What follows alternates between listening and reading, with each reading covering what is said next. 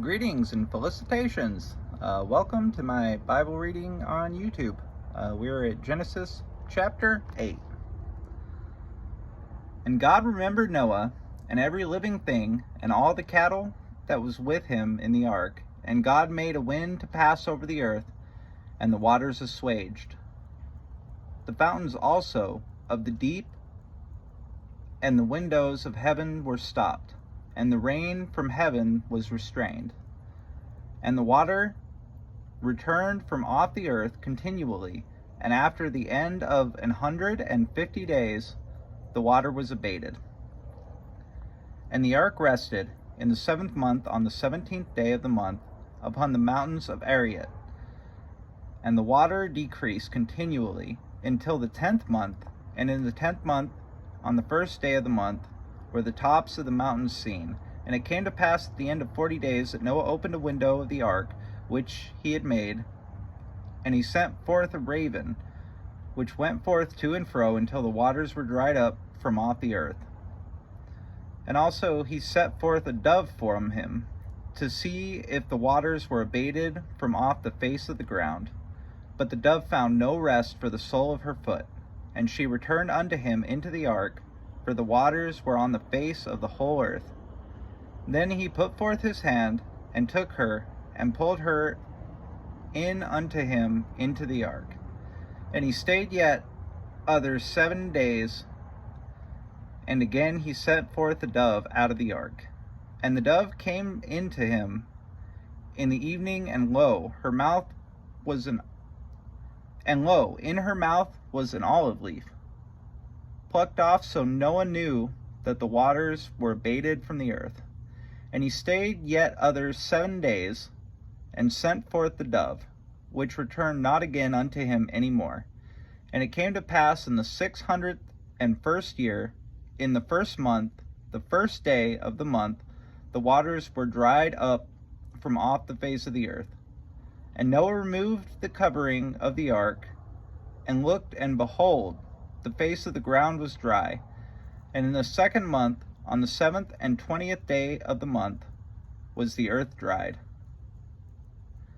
And God spake unto Noah, saying, Go forth of the ark, thou and thy wife, and thy sons wives with thee. Bring forth with thee every living thing that is with thee, of all flesh, both of fowl and of cattle, and of every creeping thing that creepeth upon the earth, that they may breed abundantly in the earth, and be fruitful, and multiply upon the earth. And Noah went forth, and his sons, and his wife, and his sons' wives with him, every beast, every creeping thing, and every fowl, and whatsoever creepeth upon the earth, after their kinds, went forth out of the ark. And Noah builded an altar unto the Lord, and took of every clean beast, and of every clean fowl, and offered the burnt offerings on the altar. And the Lord smelled the sweet savor. And the Lord said in his heart, I will not again curse the ground any more for man's sake. For the imagination of man's heart is evil from his youth, neither will I again smite any more everything living as I have done. While the earth remaineth, seed time and harvest, and cold and heat, and summer and winter, and day and night shall not cease. So, the flood story, and we're dealing with like really ancient events. The flood story happened a really long time ago, and this is one of the points where people challenge the Bible's credibility, and that this ridiculous thing happened. And you got to keep in mind the people in Noah's time, I don't agree with the 6,000-year-old, theory that certain Christians hold, because it's inherently anti knowledge, and I feel like you can't arrive at faith through logic. But I think that the flood did happen, and that Noah was probably far farther into the past than most people imagine, you know.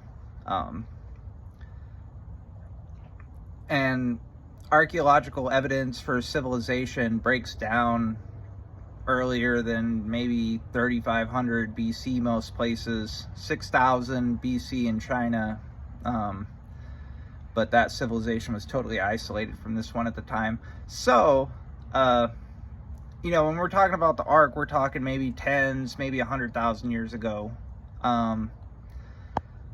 So that's my take on it. You know, and some people believe it's just a parable, but I think there really was a flood. And I think that, you know, just because there's references in other cultures and even in other religions and about an ancient flood that happened like way before we were writing stuff down, you know.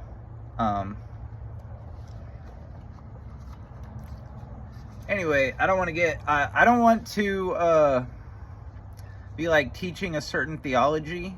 So, you know, you can believe it's parable, you can believe it's completely literal, or you believe it happened 6,000 years ago, for all I care. The message is what's important out of the Bible. And in this chapter, Noah, he was the grace, the mercy, because humans had gotten so sinful, like far worse than they have been since or had ever been. Like, supposing the humans before the flood were really evil, and you know, God didn't wipe out humanity completely because he's committed to us, and he shows this over and over again. Even though like we get to the point where we deserve to be wiped out, he will always go forward and give us the toolage and whatever we need to redeem ourselves and to come back into his presence. And no matter how far away we get, he will keep throwing that rope out there. He's an eternal being, and his relationship with humanity is never ending.